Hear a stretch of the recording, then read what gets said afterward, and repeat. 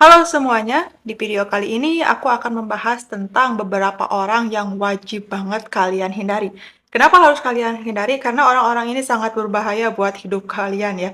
Bahkan mungkin bisa mengancam nyawa hidup kalian. Apa saja tuh? Salah satunya adalah orang yang pemalas. Emang bisa ya orang yang pemalas mengancam hidup kalian?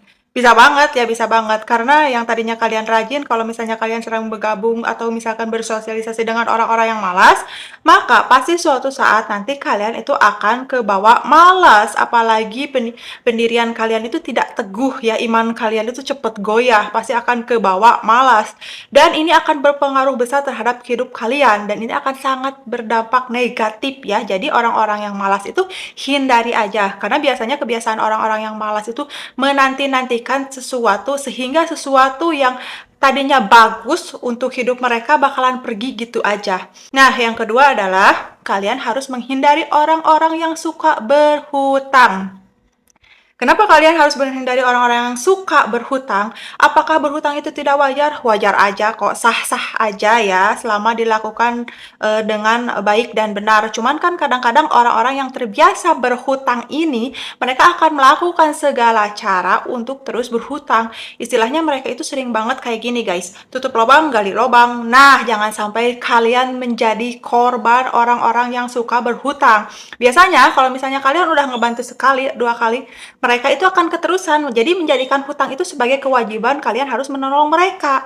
Maka dari itu kalian harus menjauhi orang-orang yang suka berhutang. Lalu yang berikutnya, kalian harus menjauhi orang-orang yang suka ngedrama ya. Kenapa kalian harus menjauhi orang-orang yang suka ngedrama? Karena orang-orang yang suka ngedrama ini adalah orang-orang yang toksik, dikit-dikit drama, dan kebanyakan dari mereka itu sukanya playing victim, blaming victim, pura-pura menjadi korban, menyalahkan kalian atas segala sesuatu yang tidak pernah kalian perbuat hanya untuk mendapatkan validasi ataupun perhatian. Kalian harus menjauhi orang-orang yang seperti ini. Sebenarnya banyak banget ya orang-orang toksik yang harus kalian jauhi.